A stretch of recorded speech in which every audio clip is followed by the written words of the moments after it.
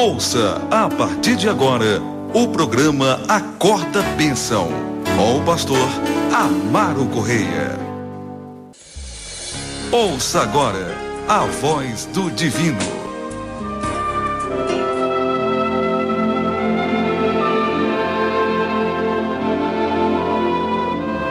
Louvado seja o nome do Senhor Jesus, louvado seja Deus. Capítulo 23 do Evangelho de Jesus Cristo, segundo escreveu São Mateus. Capítulo não difícil de se falar, mas de se ouvir. Talvez não muito difícil de ouvir, como não é de falar. Mas é difícil pôr em prática. Não é impossível, mas é difícil pôr em prática. Exatamente pelo que eu argumentava anteriormente a esta ministração, que todos nós somos pecadores, que o Senhor, olhando do céu para a terra, não viu um justo sequer. E aí o termo que eu ia usar, quando mencionei que todos somos pecadores e que o Senhor, olhando do céu à terra, não viu um justo sequer, e eu evitei na ocasião usar a expressão que todos somos fariseus. Todos somos fariseus, porque o fariseu, além de ser integrante deste partido político que havia na época de Jesus, esse partido político religioso que havia na época de Jesus, os fariseus são apontados como hipócritas. A grande característica do fariseu era a hipocrisia, tanto deles como dos escribas, que versículos de número 4, o finalzinho do versículo 3 e o versículo 4, eles diziam as coisas e não praticavam. Atavam fardos pesados e difíceis de suportar e os colocava sobre os ombros dos homens, quando eles, porém, nem com o dedo queriam removê-los.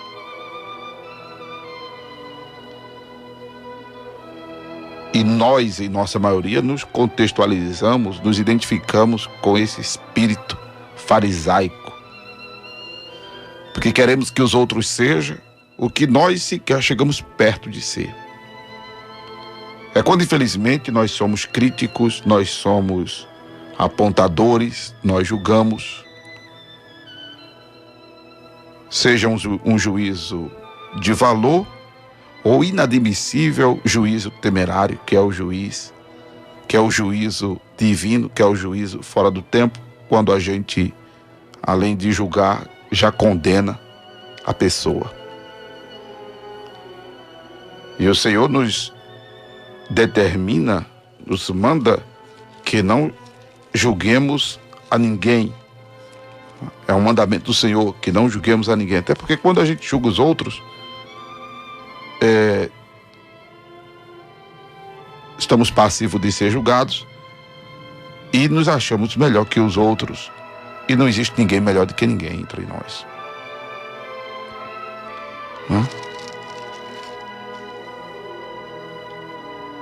Nós nos contextualizamos nessa situação aqui. Somos todos fariseus. Não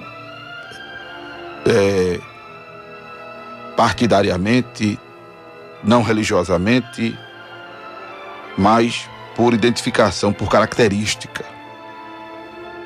seja de um jeito ou de outro, seja de um jeito ou de outro. Nós devemos engolir nossas críticas, nós devemos engolir nossos julgamentos, nossas acusações, nós devemos engolir, porque todos nós somos pecadores. Todos nós somos pecadores. Nós devemos nos comportar como aqueles homens e aqueles mais novos que se retiraram da presença de Jesus e da mulher que foi pega em ato de adultério, quando Jesus lhes disse: quem dentre eles não tivesse pecado, atirassem a primeira pedra. A Bíblia diz que foi saindo tudinho. Há pessoas que insistem em continuar com a pedra na mão, porque são pessoas que se acham justas, se acham corretas, se acham, de repente, talvez vítimas, se acham inocentes. E que não existe. Inocência,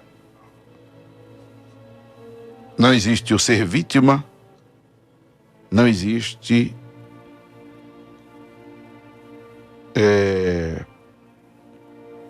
diferença entre pecador e pecador. Todos somos pecadores. Quando eu falo em não haver diferença entre pecador e pecador, eu me refiro a não sermos justos, no sentido de perfeitos.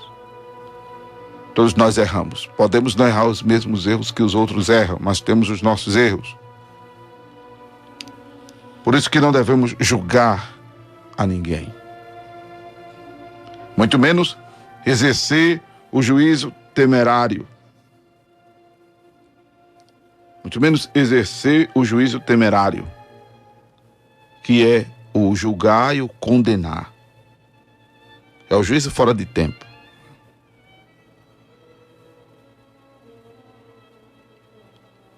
O capítulo 23 de Mateus fala desses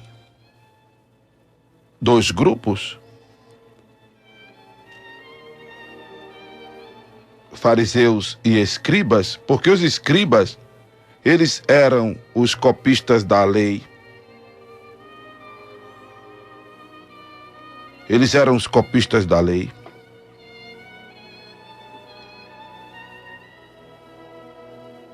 Eram os que, diz aqui o versículo de número 2, estavam sentados na cadeira de Moisés. Estavam sentados na cadeira de Moisés.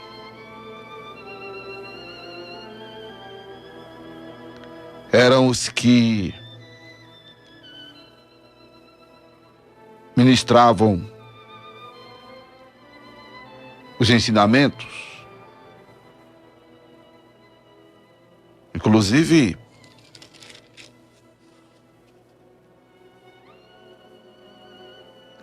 exerciam um papel de influência muito grande nas sinagogas, no templo, porque eram líderes religiosos.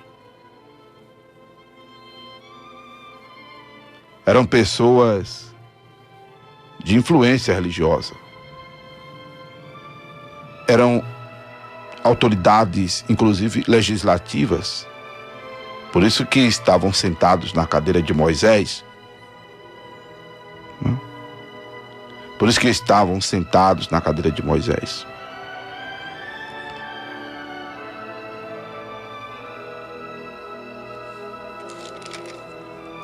Por isso que o Senhor lhes dizia ao povo, porque já estava falando à multidão e aos discípulos, que observassem e praticassem o que eles dissessem, mas não procedessem em conformidade com as suas obras, porque diziam e não praticavam. Não davam exemplos, não eram pragmáticos.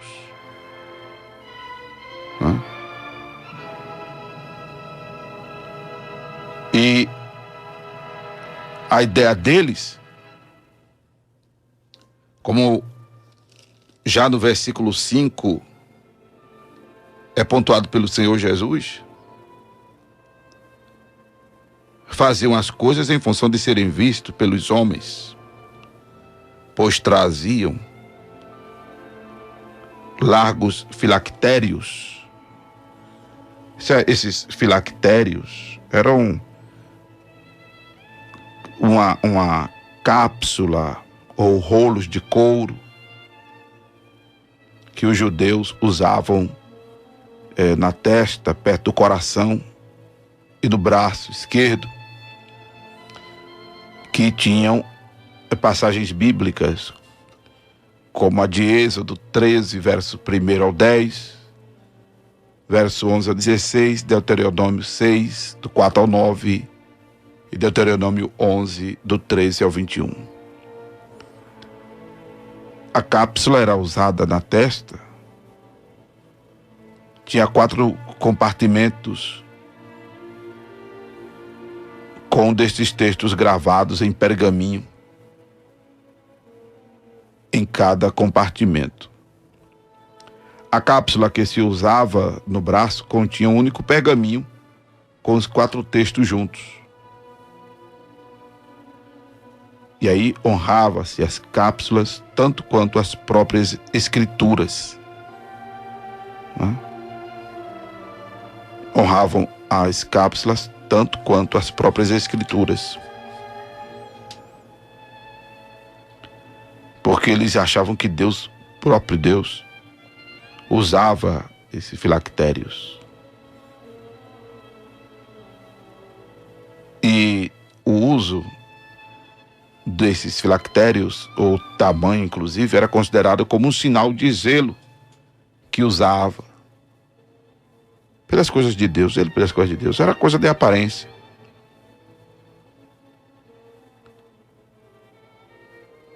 Até porque aquilo também era usado como uma espécie de amuleto para evitar o mal.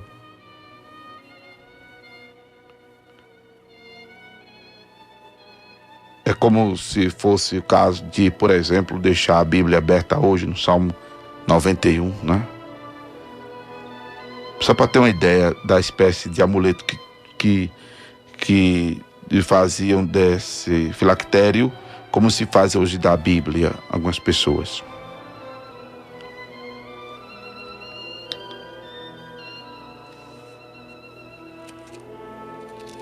E quando eu falo de já ser adiantado por Jesus, o fato deles quererem viver de aparência, porque é disso que trata basicamente esse capítulo. Mas o Senhor, lá no versículo 25 ao versículo 28, trata novamente sobre essa hipocrisia, essa preocupação com o estereótipo dos fariseus e escribas, que limpavam até o exterior do copo, do prato, mas o interior estava cheio de rapina e de iniquidade.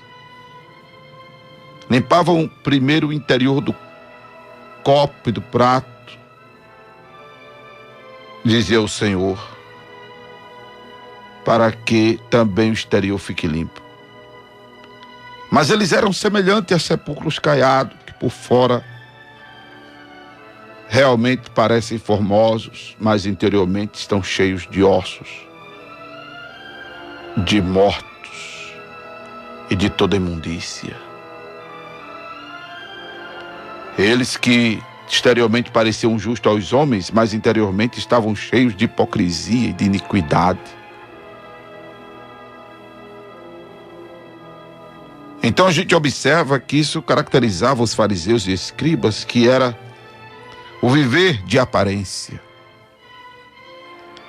Como nos dias de hoje, pessoas que se importam muito com a aparência. Claro que a aparência é importante, mas não é tudo. O importante é quando o que é aparente corresponde com o que é interiorizado, com o que está no coração, na mente da pessoa. Quando o exterior se coaduna com as atitudes, tanto de maneira preventiva como de maneira remediadora. E quando eu falo da maneira preventiva, eu falo de você ser exemplo Mas quando eu falo de remediação, eu falo de arrependimento, eu falo de mudança, eu falo de transformação.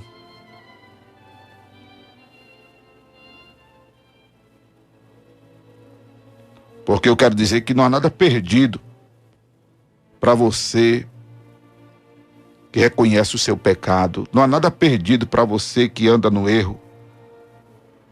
Não há nada perdido para você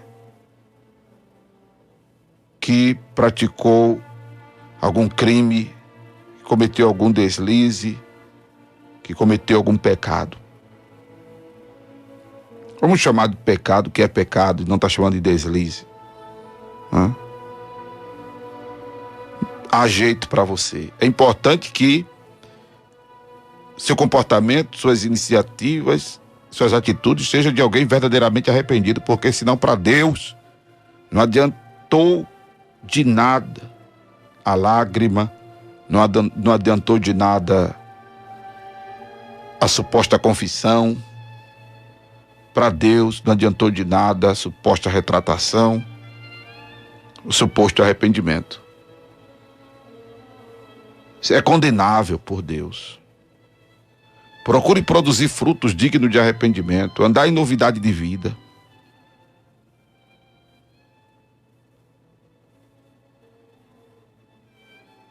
E não só se mostrar arrependido, exteriorizar arrependimento. Porque Deus não vê, senhoras e senhores, como vê os seres humanos, que olha a aparência. Como inclusive eles mesmos disseram que Jesus não fazia isso.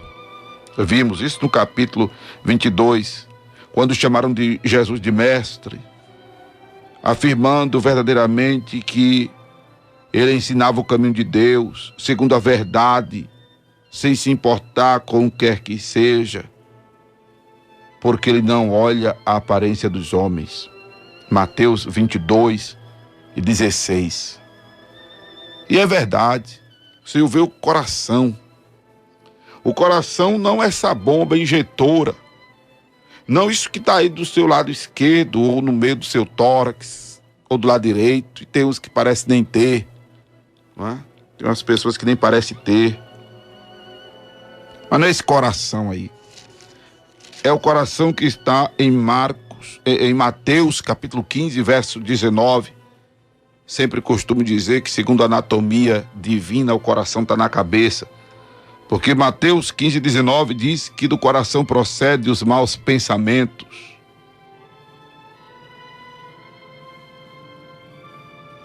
Do coração procede os maus pensamentos. É deste coração que o Senhor fala em Provérbios 23:26.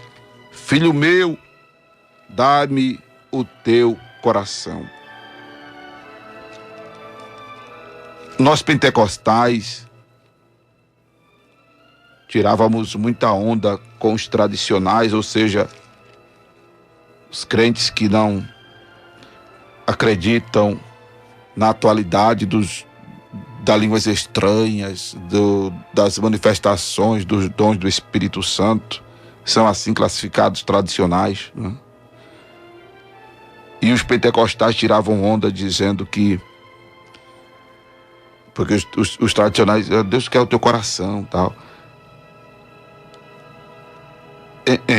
Dos pentecostais ignorantes.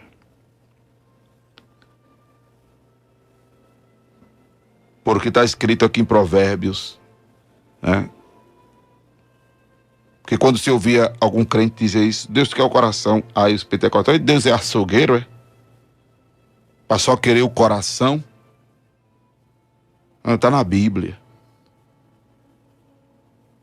Está na Bíblia. Aí eu faço das palavras de Jesus as palavras para nós nesta oportunidade, quando Jesus disse aos saduceus: errais, não conhecendo as Escrituras. Se critica, se julga, se condena.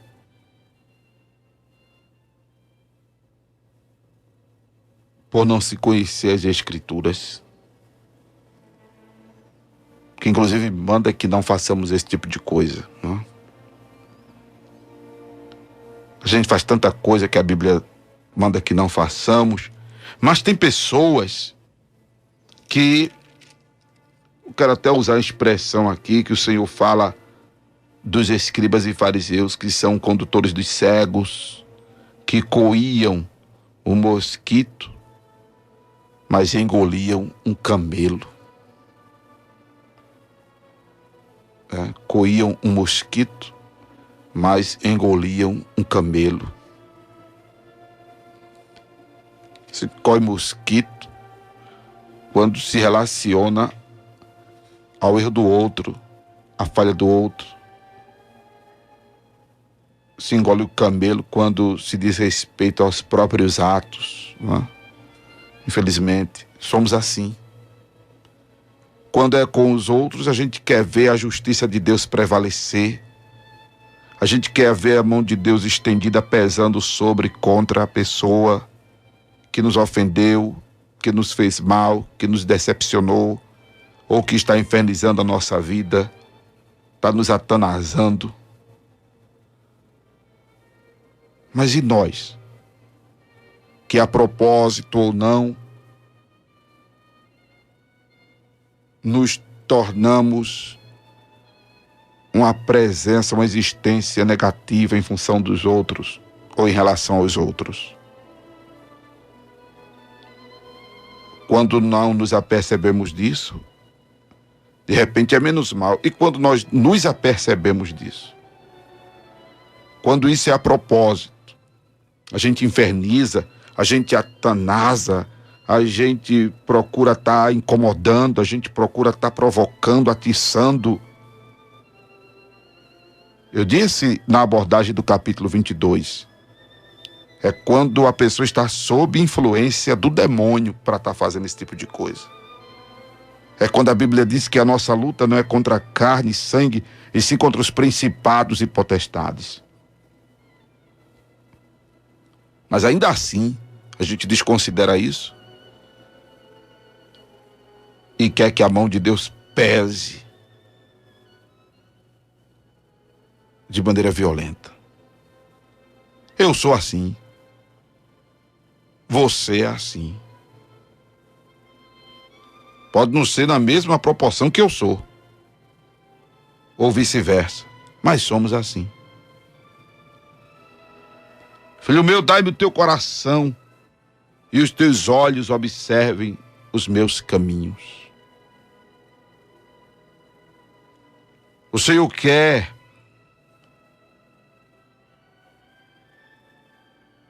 ser o agente influenciador em nossas vidas.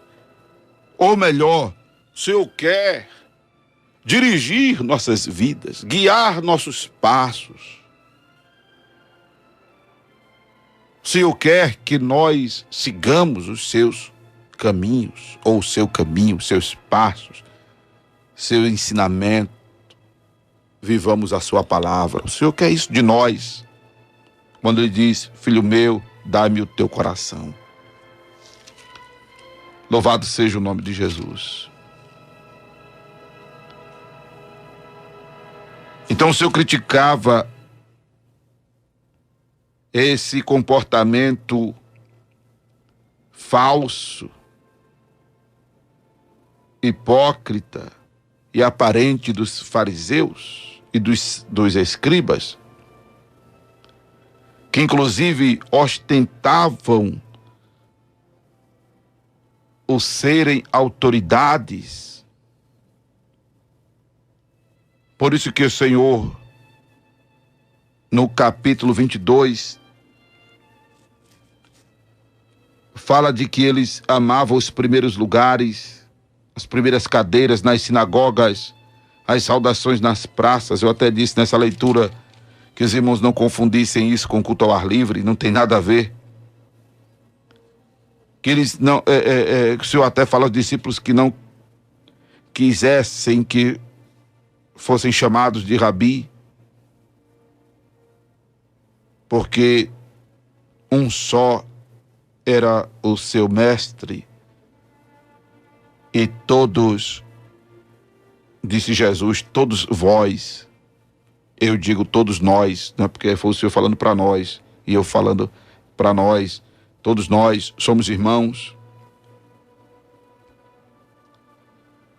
O combate aqui do Senhor é a ostentação eclesiástica. Querer aparecer, é estar sempre em evidência. Tem gente que faz questão de estar em evidência. É quando essa evidência, sem arrependimento, essa evidência sem humildade, essa evidência sem fazer bem, o querer estar em evidência fazendo mal, o querer estar em evidência incomodando, o querer estar em evidência sem arrependimento, sem transformação, é coisa condenável por Deus. E eu vou usar uma hipérbole aqui, é coisa do diabo. É o querer fazer, por exemplo, que a sua luz brilhe a todo custo. Tem pessoas que são assim, estão nem aí que os outros fiquem no prejuízo. Querem que sua luz brilhe de todo jeito, se é que tem luz. Porque quem cuida de estar apagando a luz dos outros, não tem luz, é trevas.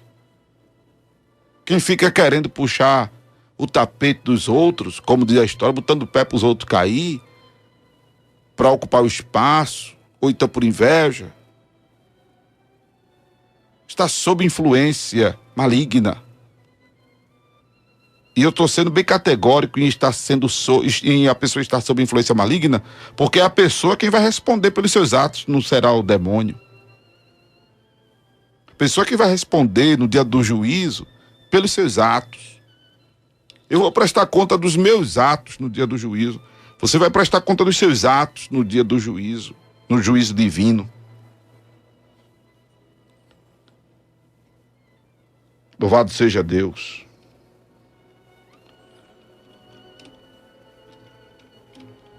Louvado seja o nome do Senhor. O bom é isso, que cada um vai dar conta de si mesmo a Deus. Como estávamos dizendo na abordagem do capítulo 22, devemos viver esperando Jesus agora. Devemos viver esperando Jesus agora. Louvado seja Deus. Bendito é o nome do Senhor.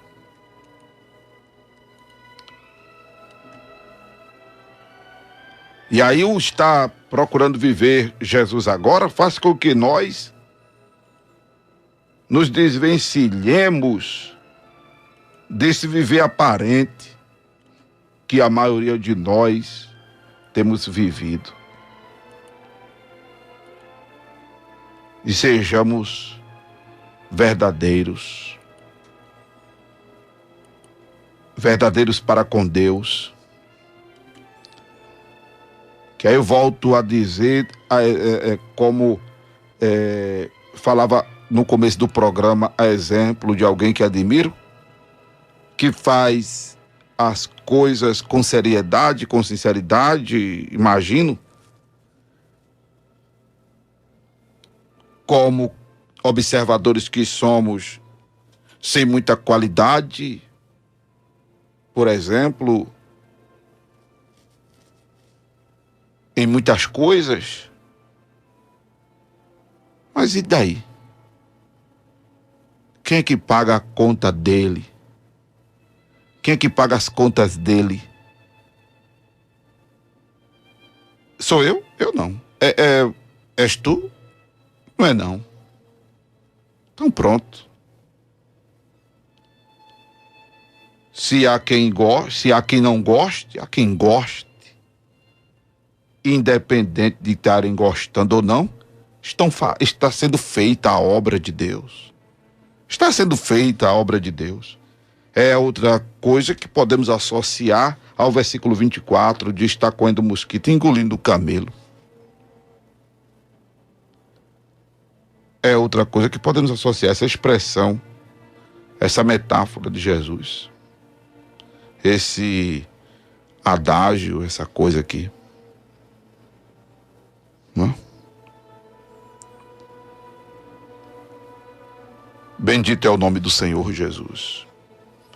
Procure fazer a obra de Deus, meu irmão, minha irmã. Você que se sente talvez desqualificado, despreparado, ou receoso de que alguém vai gostar ou que alguém vai deixar de gostar. Claro, procure fazer direitinho, procure fazer com excelência, procure fazer as coisas da melhor maneira possível. Mas não deixe de fazer não, por causa dos outros. Não deixe de fazer não por causa dos outros. Que a exemplo dos escribas e fariseus, fechavam aos homens o reino dos céus, nem entravam e nem deixavam entrar os que estavam entrando. Há pessoas que nem fazem, nem deixam os outros fazer. Há pessoas que só fazem criticar, só fazem apontar, só fazem julgar, mas não dão exemplo e nem faz, mas joga pedra em quem faz, critica quem faz, se acha melhor de quem faz e não está fazendo. Mas não é complicado um negócio desse.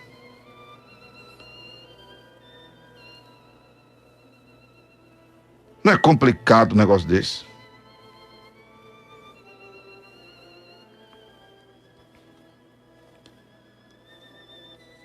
Outra coisa que queremos pontuar aqui para terminar essa abordagem do capítulo 23 é o que temos como lema aqui no Acorda a Bênção e onde congregamos, e tem sido o lema das nossas mensagens, das nossas ministrações. Mateus capítulo 15,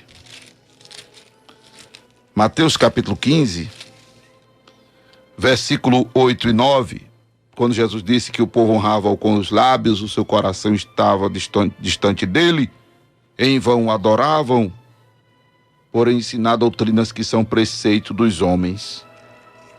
Outro lema tem sido João 7,38, quem crê em mim, como diz a Escritura, rio de água viva fluirão de seu ventre. Isso tem sido o lema das ministrações. Louvado seja Deus que temos feito. Por quê? Porque, amados, se percorrermos o mar, a terra, para fazer um prosélito, ou seja, converter alguém, e não ensinar a pessoa a crer, como diz a Escritura, estaremos fazendo que a pessoa se torne filha do inferno 2 vezes.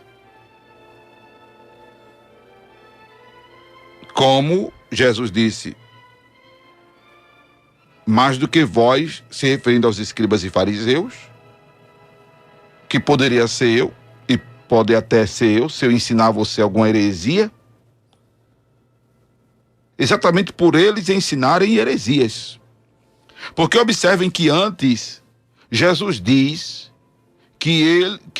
os discípulos, a multidão, versículo 3, praticassem, observai, pois, e praticai tudo o que vos disserem.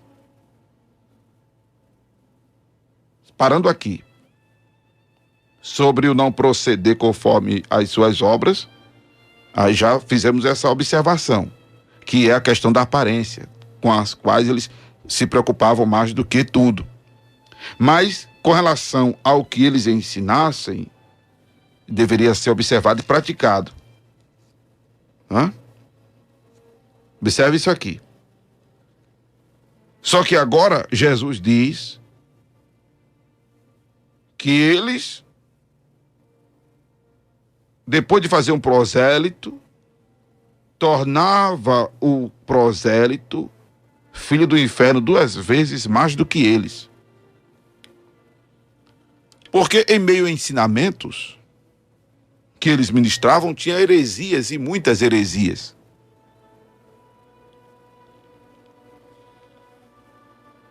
Muitas heresias.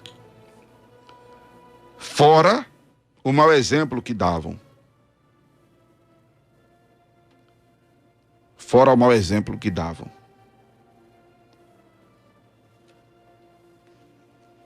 Interessante o versículo 23, que algumas pessoas que criticam, por exemplo, a fala atual sobre dízimos, a gente não vê Jesus aqui no capítulo 22 de Mateus, versículo 23, abolindo o dízimo. A gente não vê isso. Ao contrário, Jesus critica assim os escribas e fariseus que davam até o dízimo do hortelã e do endro e do cominho, mas desprezavam o importante da lei, o juízo, a misericórdia e a fé. Aí Jesus disse: deveis fazer essas coisas e não omitir aquelas, porque infelizmente alguns líderes, e o povo tem enveredado por esse caminho, de achar que sendo dizimista está resolvido sua vida com Deus. Como se estivesse pagando a Deus, como tivesse com a indulgência divina,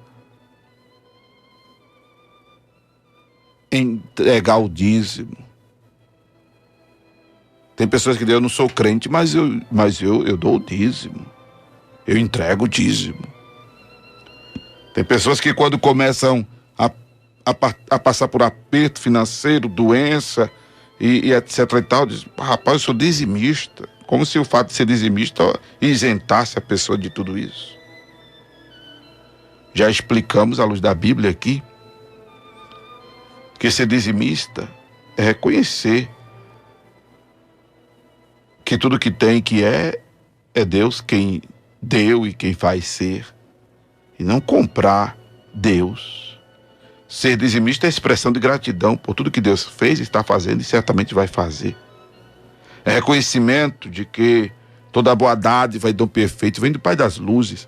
Ser dizimista é ser reconhecedor e ser grato a Deus por reconhecer que ninguém tem nada se do alto não lhe for dado, que é dele que vem o pão de cada dia. E não ficar isento de doença, de assalto, de liseu, de acidente, de catástrofe. Peraí. Não, isso não é um seguro celestial, um seguro divino, não. Nem muito menos uma caderneta de poupanças divina ou celestial.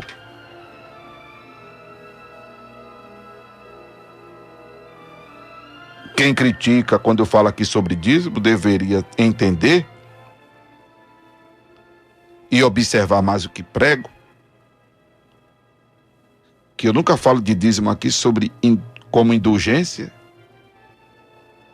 nem como barganha com Deus. E dízimo é bíblico, não foi abolido como foi abolido o sacerdócio, porque o dízimo, ele foi implantado no coração do homem antes mesmo da criação do povo de Israel. Muito obviamente antes da lei mosaica. Muito antes. Quando o povo de Israel foi criado e foi implantado o sistema sacerdotal, o dízimo foi incorporado a esse sistema para que os filhos de Israel mantivessem a tribo de Levi. E a condição do povo ser abençoado estava relacionada à fidelidade da entrega nos dízimos. Mas a gente lendo a Bíblia, a gente percebe que os filhos de Israel faltavam com isso, e mesmo assim não morreram de fome, nem morreram de frio, porque mesmo ainda sendo faltosos em seu papel, Deus, por misericórdia, cuidava deles. Havia repreensão divina? Havia, por sonegarem o dízimo. A gente tem isso em Malaquias e em Ageu e em toda a Bíblia. Mas nem por isso Deus deixava eles morrerem de fome e de frio por não serem dizimistas. Como ainda hoje, há pessoas que são assim, sabe, mão fechada para a obra de Deus. Há pessoas que são mão fechadas para a obra. Há pessoas que escutam esse programa há 9 anos, nunca se incomodou de dar uma oferta. Há pessoas que congregam em algumas igrejas e não não ajudam em nada. E nem por isso estão mortas de fome, nem desprovidas de acomodação, nem desprovidas do que tem. Às vezes até acontece de estarem melhor socialmente de quem são ofertantes e de quem é dizimista. Está vendo que dízimo e oferta não compra Deus? Agora, são pessoas gratas. É expressão de gratidão, meu amado. É expressão de reconhecimento. Isso agrada a Deus, agrada. Mas isso não significa que Deus vai dar em dobro, 10 vezes mais, como alguns pregadores têm enganado as pessoas, que aí resolvem, então, abrir a mão valendo, sabe? Porque misericórdia. Não é? Então, e há pessoas, a irmã está falando aqui para mim no Face, não é? Que tem pessoas que dão seus dízimos, ela fala aqui de um valor, e louvado seja Deus, esse dízimo vindo para a corda-benção, meu Jesus, pagava uma corda-benção por uns 3 meses, já garantindo a entrada do 4º mês. 11 mil reais, aleluia. Né? Para que todos vejam o valor do seu dízimo. Tem denominações que eu fiquei sabendo, praticam o ridículo de colocar o nome dos dizimistas e o quanto entregam de valor, porque dízimo independe de quantidade, viu, irmão? O valor do dízimo transcende a quantidade, tá? Pela expressão da gratidão, não é? Porque você diz que de repente seu dízimo é pequeno, o salário mínimo está R$880, não é? Aí você diz, pastor, meu dízimo é só R$88. É pouco. Não, não é pouco. É 10%, que foi Deus quem instituiu para o coração do homem sair. É 10%. Quantitativamente, comparado a quem, por exemplo, ganha R$1.000, que o dízimo é 100, é 100, não é? Claro, 88 é menos que 100, mas o valor não está na quantidade, está na expressão de gratidão. Você está sendo tão grato quanto quem deu 100, quanto quem dá 11 mil. Há denominações que estampam isso na tela, não é? No quadro de aviso. É o verdadeiro comércio, a verdadeira mercantilização e exibicionismo de alguns cristãos, que aí cada vez mais se contextualiza com o farisaísmo e esse escribismo da época de Jesus, porque fazem as coisas para serem vistos pelos homens. Como está escrito no capítulo de número 23, né? Versículo de número 5. Fazem todas as obras a fim de serem vistos pelos homens. Mas se é para ser recompensado por um elogio, por um aplauso, aí já não recebe o galardão divino. Como está escrito em Mateus capítulo 6. Mateus capítulo 6, versículo de número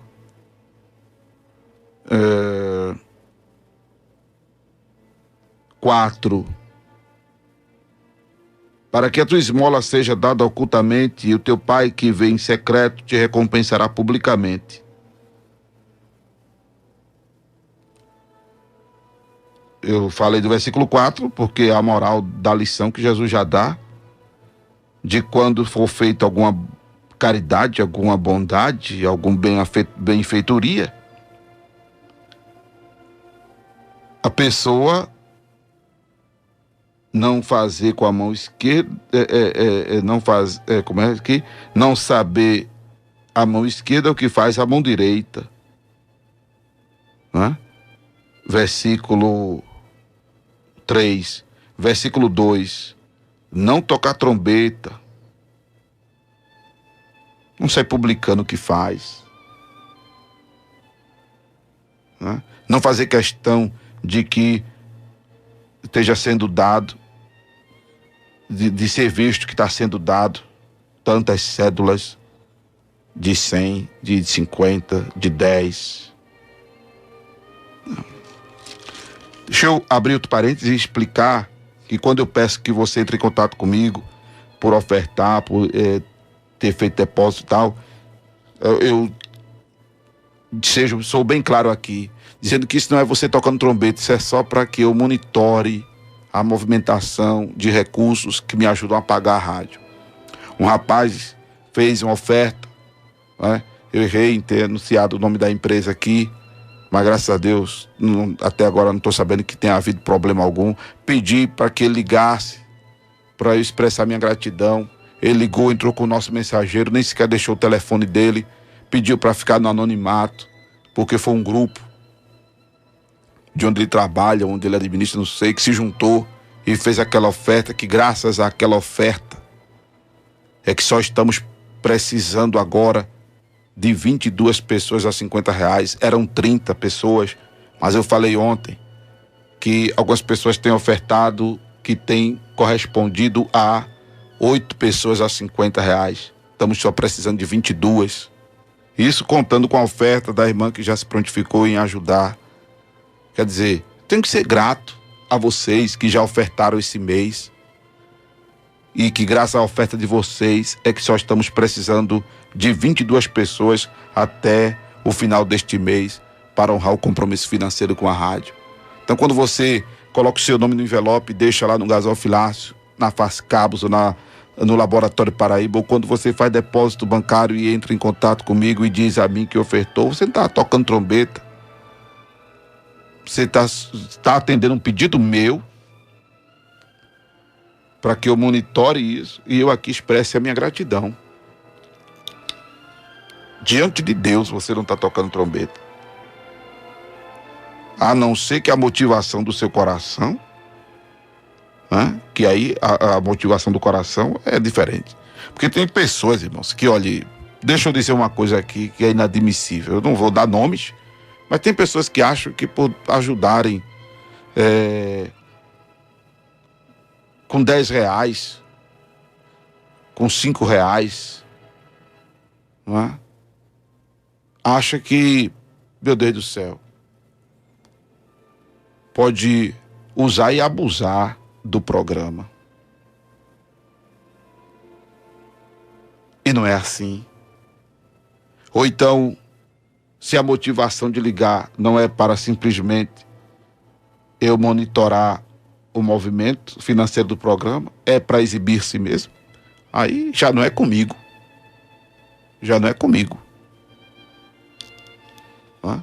Agora eu sei que a recompensa de Deus, louvado seja o nome do Senhor Jesus, a bênção de Deus para quem oferta, para quem colabora, para quem contribui, isso eu não tenho dúvida.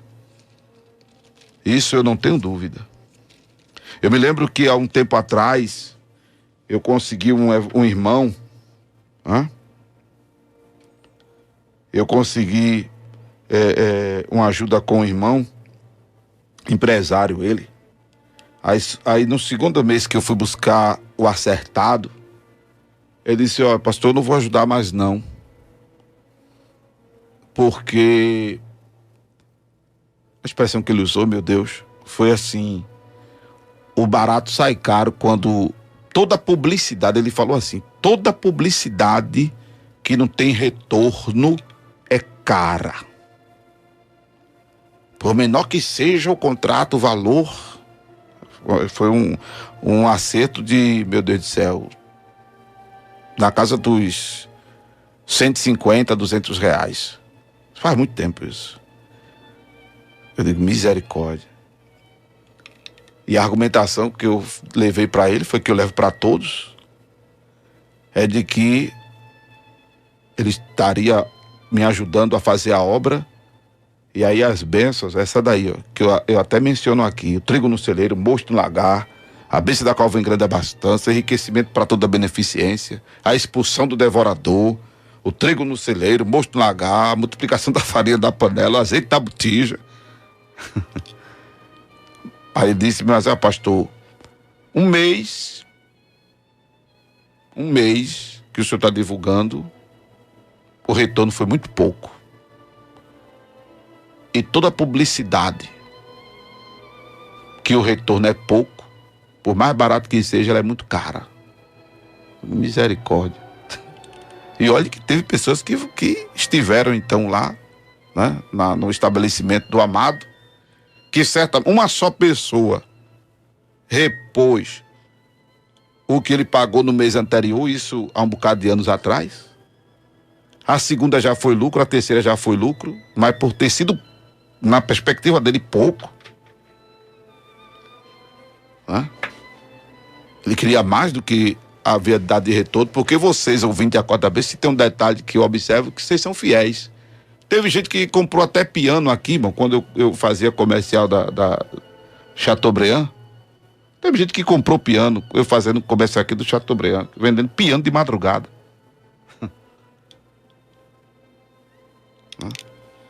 Louvado seja Deus. E não foi essa empresa, não. Eu estou falando dela porque não foi ela. Essa empresa. Sabe? A recompensa vem do Senhor. Você acabou de ouvir o programa Acorda Bênção, com o pastor Amaro Correia.